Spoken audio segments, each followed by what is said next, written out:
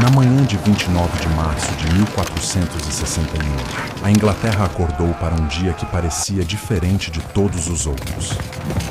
Lá em Yorkshire, os campos do norte jaziam sob um último manto de neve do final do inverno, frio, pesado e tão silencioso que era perturbador. Mas esse silêncio era apenas uma superfície, porque naquele solo congelado, uma batalha esperava para explodir. Uma que a história lembraria como o massacre mais sangrento da Guerra das Rosas. E a verdade mais assustadora de todas era que ambos os lados sabiam disso. Hoje, eles não tinham vindo para negociar. De um lado estava a Casa de York, sob o estandarte da Rosa Branca, liderada por Eduardo IV. Do outro, estava a Casa de Lancaster, leal ao rei deposto, Henrique VI, sob a Rosa Vermelha. Eduardo acabara de ser proclamado o novo rei da Inglaterra. Mas uma coroa recém-colocada na cabeça nunca significou um trono verdadeiramente seguro. Se Eduardo queria que seu título se tornasse realidade, ele precisava de uma coisa: um golpe decisivo. E do outro lado da divisão, o campeão de Lancaster, Henry Beaufort, Duque de Somerset, carregava uma vontade igualmente férrea: colocar Henrique VI de volta onde ele acreditava que pertencia. E assim, o país inteiro foi arrastado para a beira do abismo, pela espada. Anos antes, a Inglaterra já havia sido rasgada em duas, dividida entre as duas rosas. O conflito atingiu o auge após Wakefield, 1460, onde Ricardo, Duque de York, pai de Eduardo, foi morto. Depois veio St. Albans, 1461, o momento em que Lancaster tomou brevemente o controle novamente. Mas Eduardo era jovem, e a juventude carrega um tipo teimoso de resistência.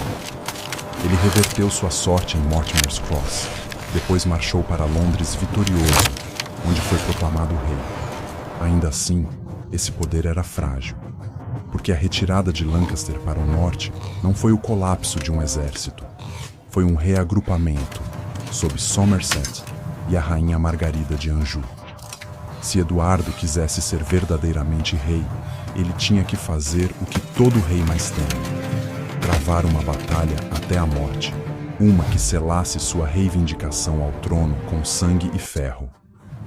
No domingo de Ramos, os dois lados se enfrentaram perto do vilarejo de Taunton. O campo de batalha estendia-se por mais de 1 milha, cercado por terreno pantanoso e colinas ondulantes. A neve continuava caindo, incessante, implacável. O frio era tão cortante que parecia que sua respiração podia cortar sua garganta. Historiadores modernos estimam a força combinada de ambos os exércitos em 50.000 a 65.000 homens, cerca de 2% da população da Inglaterra. Aquele número por si só lhe diz a verdade. Isso não era apenas uma batalha.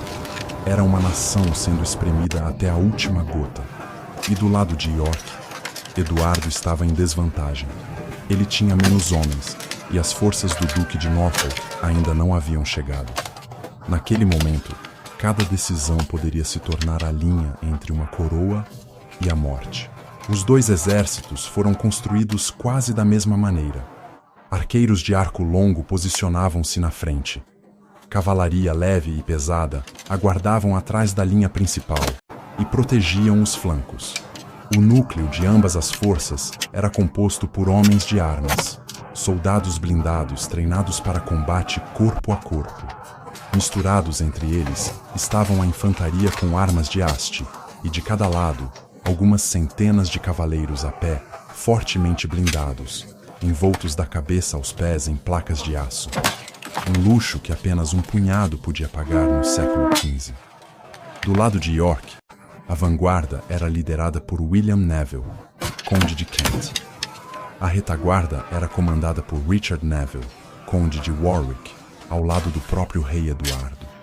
Do lado de Lancaster, as fontes nomeiam Somerset, Trollope, o conde de Northumberland, o duque de Exeter, mas raramente concordam sobre quem exatamente controlava qual parte da linha.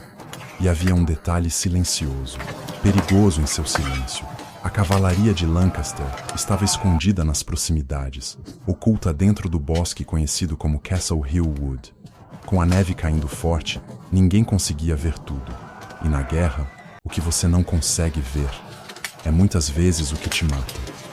O vento norte cortava o campo como uma lâmina, mas Lord Falconberg, comandante de Eduardo, viu o que mais importava. O vento estava às suas costas. Ele ordenou que os arqueiros de York atirassem primeiro. Suas flechas foram mais longe do que o esperado, empurradas pelas rajadas, e caíram como chuva de ferro sobre as fileiras compactas de Lancaster. Em uma tempestade de neve cegante, os homens mal conseguiam distinguir o céu do chão. Muitos foram atingidos antes mesmo de entenderem o que estava acontecendo. O pânico moveu-se mais rápido do que qualquer trombeta de batalha. Os lancastrianos tentaram responder com suas próprias salvas, mas o vento batia em seus rostos. Suas flechas voaram curtas, caíram cedo e afundaram inutilmente na terra congelada. E então York fez um movimento que foi tanto impiedoso quanto brilhante. Eles avançaram, recolheram as flechas caídas e atiraram de volta, direto nos homens que as haviam disparado. Naquele momento, a batalha não era mais uma simples troca de abertura. Tornou-se humilhação. Derrotado no duelo de Arquearia, Somerset ardia de raiva e de desespero também. Ele deu a ordem para uma carga em escala total. Eduardo entendeu que se recuasse, sua linha seria esmagada. Então, York avançou para encontrá-los de frente. Milhares de homens se chocaram. O metal mordeu o metal, e então a carne. A partir deste momento, não havia formações limpas, nem linhas elegantes, nem espaço para respirar. Apenas uma massa compacta de corpos, calor crescente e um frio que drenava constantemente a força de cada membro. A luta tornou-se um esmagamento longo e desgastante. Nenhum dos lados conseguia quebrar o outro. Mas Lancaster mantinha a vantagem em números, e reforços sob o conde de Northumberland adicionaram ainda mais peso. Eles forçaram York a recuar, centímetro por centímetro, empurrando-os em direção à água atrás deles, por 3 horas brutais. A neve sob os pés mudou de cor. Homens escorregavam na neve encharcada de sangue. Os mortos jaziam tão espessos que os soldados lutavam enquanto estavam de pé sobre cadáveres, cortando e estocando acima dos corpos empilhados. E o som de aço batendo em aço, repetidas vezes, era como uma tempestade que não acabaria. Enquanto o impasse desgastava ambos os lados, o perigo oculto finalmente se revelou.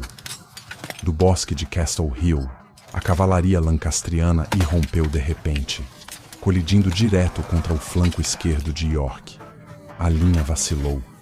Alguns homens começaram a correr. E na guerra, uma vez que alguns começam a correr, o colapso pode se espalhar como fogo em um vento forte. Eduardo foi forçado a fazer o que nenhum rei quer fazer, mas o que um rei às vezes deve fazer. Ele cavalgou para o perigo ele mesmo, assumiu o controle direto da esquerda, lutou ao lado de seus homens e os chamou de volta, ordenando que resistissem, puxando-os para a linha novamente. Aquela presença, um rei na lama, na neve e entre as lâminas, impediu que muitos quebrassem, mas mesmo assim, York ainda estava à beira de se partir. E então, exatamente naquele momento, algo apareceu à distância. Uma imagem que poderia mudar o destino do dia inteiro. No horizonte distante, John Mowbray, Duque de Norfolk, finalmente apareceu, trazendo novos homens de York. Ele conduziu sua cavalaria pesada para a frente, infantaria logo atrás, direto para a zona de morte. E então, o impacto veio. Os cavaleiros montados de Norfolk colidiram contra o flanco esquerdo de Lancaster. O dano não foi apenas físico, foi psicológico, porque depois de horas cortando, empurrando e congelando no lugar, um golpe duro no lado é suficiente para fazer um exército cansado sentir seu coração cair. Lancaster continuou lutando, mas o equilíbrio havia mudado. Os soldados da Rosa Vermelha, exaustos, entorpecidos pelo frio, Não conseguiam mais manter a linha. E quando essa linha se quebrou, o que se seguiu não foi mais simplesmente derrota, foi catástrofe. Quando Lancaster viu sua formação colapsando, eles se viraram e correram. Pequenos grupos se espalharam, cada um procurando uma maneira de viver. Muitos jogaram fora armas e armaduras, esperando correr mais rápido do que os homens atrás deles. Mas York não mostrou misericórdia. A retirada rapidamente se tornou um massacre. Atrás dos lancastrianos estava o Beck, um rio inchado e gelado, suas margens escorregadias com lama e sangue. Centenas correram para a água. Suas armaduras os arrastaram para baixo. Eles morreram no frio, sob o peso da própria coisa que um dia os protegera. Outros foram capturados e cortados enquanto a cavalaria de York os atropelava. As crônicas dizem que nenhum prisioneiro foi feito. Eduardo havia escolhido uma política de destruição total. A batalha foi tão brutal que alguns relatos afirmaram que 28.000 homens morreram, tornando Taunton a batalha mais sangrenta já travada em solo inglês. E se você algum dia perguntar, quanto vale uma coroa? A resposta está escrita lá, naquela neve vermelha. Taunton não foi apenas uma batalha. Foi um dia em que a Inglaterra foi reforjada em sangue. Após anos do país sendo dividido entre a rosa branca e a rosa vermelha, Taunton entregou um ponto de virada frio, mas inconfundível. Quem quer que mantivesse o campo naquele dia ganhava o direito de se chamar rei. A vitória de York não foi simplesmente a derrota de um exército. Ela despedaçou a força militar de Lancaster no momento mais decisivo possível. E o custo foi horrível. A neve branca de Yorkshire tornou-se uma mortalha para dezenas de milhares. A cifra dos cronistas de 28.000 mortos não é apenas para chocar. É um lembrete de que o poder medieval era pago com corpos reais, não declarações. Taunton também deixou uma cicatriz duradoura na memória inglesa. Mostrou que a guerra civil, irmão contra irmão, pode ser mais brutal do que a guerra contra um inimigo estrangeiro. Provou que uma coroa não é mantida apenas pela legitimidade, mas pela disciplina, tempo e crueldade. E abriu uma janela para Eduardo IV fortalecer seu governo, enquanto também plantava as sementes de uma vingança posterior. Porque em uma guerra como esta, toda grande família perde alguém, e toda perda se torna um motivo para odiar. Em outras palavras, Taunton não encerrou a Guerra das Rosas, mas mudou como a guerra seria decidida a partir daquele ponto. Se você já ouviu falar da Guerra das Rosas como uma lista de nomes e datas, Taunton nos lembra que por trás de cada linha da história havia pessoas reais, caminhando na neve, tremendo de frio e ainda forçadas a fazer escolhas de vida ou morte. Então, deixe-me perguntar a você. Se você fosse Eduardo IV, o que você teria feito?